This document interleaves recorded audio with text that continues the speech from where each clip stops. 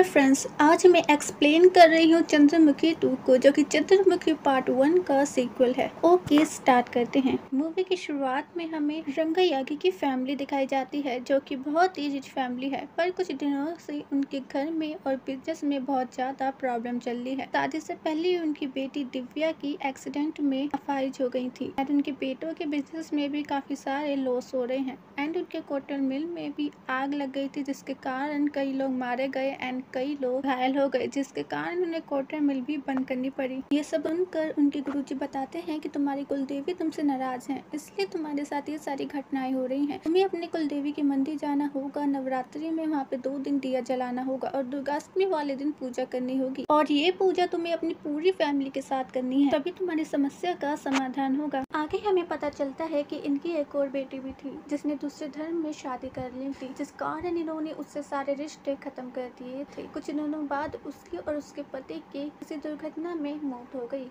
And उनके 2 बच्चे भी थे। ये लोग अपनी बेटी से इतनी नफरत करते थे कि उनके जाने के बाद भी इन्होंने उनके बच्चों से कोई कांटेक्ट नहीं रखा। आगे हम एक राजमहल को देखते हैं, जो हमें चंद्रमुखी पार्ट 1 में भी दिखाया गया है। ये महल उनके कुलदेवी मंदिर के काफी पास था, इसलिए फैमिली उस महल को रेंट पर ले लेती है ताकि आराम से अपने मंदिर में जाकर पूजा कर सके। आगे ये सब महल में रहने पहुंच जाते हैं, जहाँ पर महल का मालिक इन लोगों का स्वागत करता है। साथ ही रंगा यागी के पोता पोती भी अपने केयर टेकर पंडियन के साथ महल में रहने के लिए पहुंच जाते हैं, क्योंकि गुरुजी के कहने पर ही रंगा यागी ने इन लोगों को बुलाया था ताकि इनकी पूजा पूरी हो सके। दोनों बच्चे अपनी नानी को देखकर बहुत खुश होते हैं, पर उनके बेटे उन्हें अपनी नानी से दूर रहने के लिए बोलते हैं, क्योंकि उन्हें वो बिल्कुल भी पसंद नहीं करते थे। पर पंडियन तो उन बच्चों को उनकी फैमिली से मिलवाने आया था ताकि वो आगे उनके साथ रहकर एक हैप्पी लाइफ जी सके। आगे पंडियन उन बच्चों को उनकी मासी और दिव्या से मिलवाता है, जो कि उनसे बात करने की भी कोशिश करती हैं, पर उनकी नानी उन्हें रोक लेती हैं। अब सब लोग अपने अपने रूम में जाते हैं, पर रात के समय वहाँ पर बहुत ही डरावनी आवाजें आने लगती हैं। अगले सुबह हम लक्ष्मी नाम की लड़की को देखते हैं, जो बाहर रंगोली बना रही थी, जिसे देखकर ही पंडियन को प्यार हो जाता है। लक्ष्मी दरअसल पास ही में रहती है एंड महल को अंदर से देखना चाहती है, पर उसके फादर उसे अंदर जाने से मना करते हैं, बिकॉज वो जानते हैं कि महल में जरूर कुछ न कुछ गड़बड़ है। अब ये पूरी फैमिली कुलदेवी मंदिर को देखने जाती है, पर पंडियन को घर में ही छोड़ देती है, क्योंकि वो इनकी फैमिली का हिस्सा नहीं था। जब ये सभी लोग कुलदेवी मंदिर पहुंचते हैं तो देखते हैं कि इनका मंदिर पूरी तरह से खंडर हो रखा है। तभी एक अघोरी पापा उनके सामने आते हैं और बोलते हैं कि वो नहीं आया तुम्हारे साथ, जब तक वो नहीं आएगा कुछ भी ठीक नहीं होगा।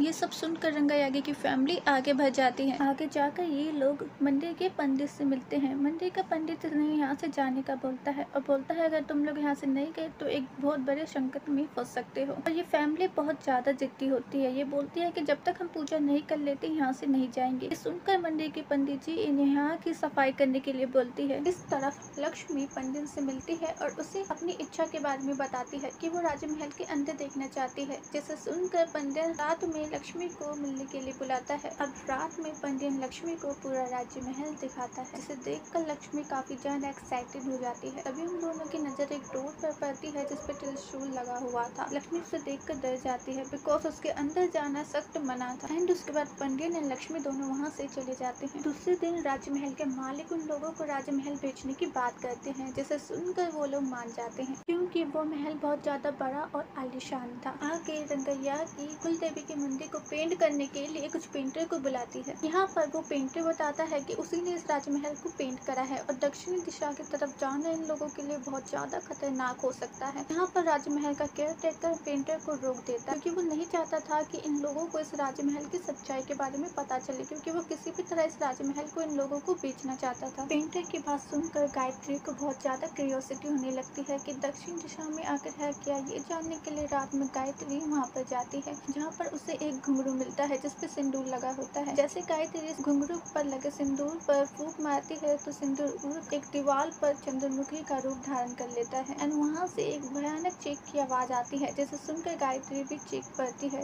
जिसकी आवाज सुनकर सभी घर वाले वहाँ पर पहुंच जाते हैं। सब लोग बाहर जाकर देखते हैं, जहाँ उन्हें पता चलता है कि ये तो उनके घर की काम वाले की आवाज़ थी। डर की वजह से दोनों बच्चे अपनी नानी के रूम में चले जाते हैं, जहाँ पर उनके मामा आकर उन पर गुस्सा करते हैं और धक्का मार के उन्हें रूम से बाहर निकाल देते हैं। यहाँ पे पांडियन आकर सबको समझाता है कि आपकी बेटी ने अदर कास्ट में शादी जरूर की, पर उसने अपने धर्म को नहीं बदला एंड उसके पति ने भी दोनों धर्मों का पूरी तरह से मान रखा। उसने अपने बेटे का नाम कलाम और बेटी का नाम राजमनी रखा। सुनकर सभी लोग बहुत ज्यादा इमोशनल हो जाते हैं और अपने पोता और पोती को अपना लेते हैं। और इसके बाद उनकी फैमिली में बहुत टाइम बाद सब लोग बहुत खुश होते हैं। तभी एक आदमी भागकर उनके पास आता है और बताता है कि कुल देवी मंदिर की सफाई करने आए 2 लोग मारे गए हैं। उनमें से एक की मौत पानी में डूबकर सांप के काटने से हुई है और दूसरे की मौत करंट लगने से हुई है। मंदिर के पंडित जी बताते हैं कि इन सब की वजह उस मंदिर का खुलना है। ये सब कुछ सुनकर सब लोग बहुत ज्यादा चिंता में पड़ जाते हैं। आगे पांडियन इन सबको एक अंधविश्वास बताकर खुद ही मंदिर की सफाई करने जाता है एंड सफाई करने से पहले वो वहाँ पे नारियल फोड़ता है और सफाई करना स्टार्ट करता है।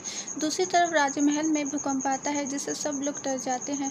इस तरफ किसी तरह पूरे जंगल में आग लग जाती है, जिसमें पांडियन मरते मरते बचता है। इन सब से हम ये समझ पाते हैं कि कोई नेगेटिव फोर्स है जो चाहती है कि मंदिर में पूजा ना हो, इसलिए वो रंगा त्यागी की फैमिली को परेशान कर रही है। जब पांडियन आग से बचकर बाहर निकलता है तो उसे बाहर अघोरी बाबा मिलते हैं, जो उसे बताते हैं कि तू आ गया, मुझे तेरा ही इंतजार था। तू ही है जो इस परिवार की समस्या का समाधान कर सकता है। अगर तेरी जगह कोई और यहाँ आता तो वो कब का इस आग में जल कर खत्म हो जाता, पर तू बच गया क्योंकि तेरा जन्म वेटियन की तरह ही अलग नक्षत्रों में हुआ है। आगे अघोरी बाबा बताते हैं कि चंद्रमुखी वापस आ गई है अपना बदला लेने और उसने रंगा त्यागी एक सदस्य को पजेस करा है। पांडियन ये सुनकर हैरान हो जाता है और वापस राजमहल में आ जाता है और वहाँ आकर ये सारी बातें उस परिवार को बताता है। अब वो लोग अपने गुरुजी को बुलाते हैं, जहाँ गुरुजी ये पता करते हैं कि चंद्रमुखी की आत्मा किसके अंदर आई है।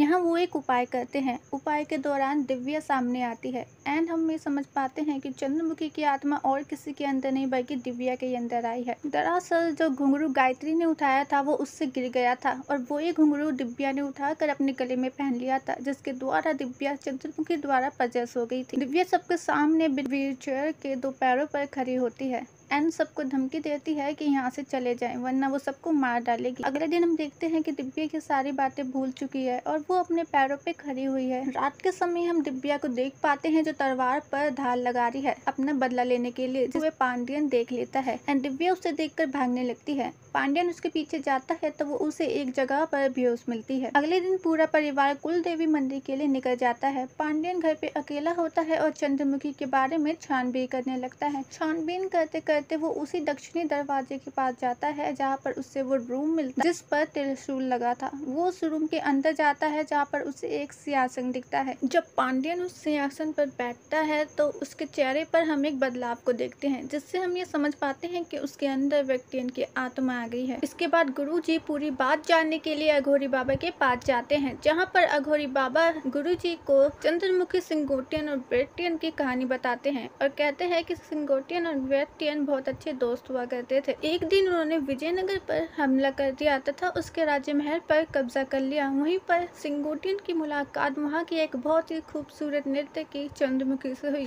सिंगोटियन उसे देखकर ही उस पर मोहित हो गए, पर चंद्रमुखी ने उनका प्रस्ताव ठुकरा दिया और वहाँ से भाग गई, जिसके बाद से सिंगोटियन परेशान रहने लगे। उनकी परेशानी देखकर वेटियन ने उनसे पूछा, तब सिंगोटियन ने उन्हें बताया कि वह चंद्रमुखी को बहुत पसंद करते हैं एंड वेटियन ने उनसे वादा करा कि वो चंद्रमुखी को उनके पास लाएगा एंड वो चंद्रमुखी को लेने निकल गया। जब वेटियन ने चंद्रमुखी को पहली बार देखा तो वो भी अपने मन पर काबू न रख सके और चंद्रमुखी से प्यार कर बैठे। जब चंद्रमुखी रास्ते में जा रही थी तो उनके ऊपर एक तेंदुए ने हमला करा, जिसमें वेटियन ने उनकी मदद की और उन्हें बचाया। चंद्रमुखी ने डर की वजह से वेटियन को गले लगा लिया, जिस वजह से वेटियन चंद्रमुखी को और भी पसंद करने लगे एंड वो चंद्रमुखी को पकड़कर सिंगोटियन के पास ले आए। सिंगोटियन उन्हें देखकर बहुत खुश हुआ और बोला, मांगो तुम्हें क्या चाहिए।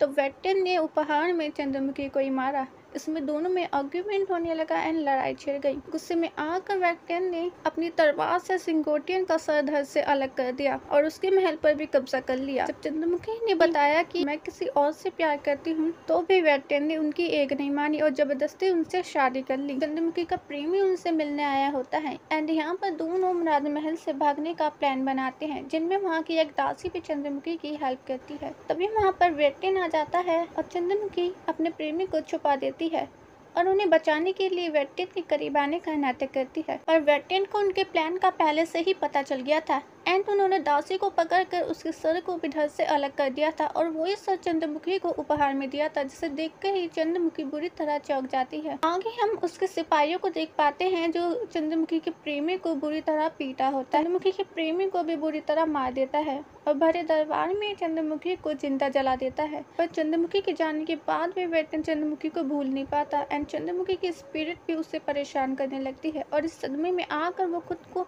एक खुफिया जगह में कैद कर लेता है और वहीं पर सिंहासन के पास ही एक सांप के डसने से उसकी मौत हो जाती है। फ्रेंड्स, ये वही सिंहासन था जिस पे पांड्यन बैठा था एंड तभी उसके अंदर वेक्टियन की आत्मा आ गई थी। अब स्टोरी प्रेजेंट में आती है और गुरुजी यानी कि अघोरी बाबा पांड्यन को बोलते हैं कि चंद्रमुखी अपने प्रेमी की मौत का बदला जरूर लेगी और दुर्गाष्टमी के दिन वेक्टियन का गला काट कर रहेगी। अब दुर्गाष्टमी का दिन आ जाता है जिस दिन दिव्या के अंदर चंद्रमुखी की आत्मा पूरी तरह से हावी हो जाती है एंड पांड्यन के अंदर भी वेक्टियन की आत्मा आ जाती है एंड यहाँ पे इन दोनों के बीच एक बहुत तगड़ी फाइट होती है। गुरुजी मंत्रों की पावर से पांड्यन के अंदर से वेक्टियन की आत्मा को निकाल देते हैं एंड वेक्टियन जाकर पर्दे में फोल्ड हो जाता है, जिससे चंद्रमुखी वेक्टियन का गला काट देती है। वेक्टियन की बॉडी पर तेल छिड़क कर चंद्रमुखी को दे देते हैं एंड चंद्रमुखी उस पे आग लगाती है, जिससे उसके प्रेमी का बदला भी पूरा हो जाता है एंड इसके बाद ही चंद्रमुखी की आत्मा दिव्या के अंदर से निकल जाती है। एंड फ्रेंड्स, जो मारे गए थे वो पांड्यन नहीं बल्कि अघोरी बाबा थे,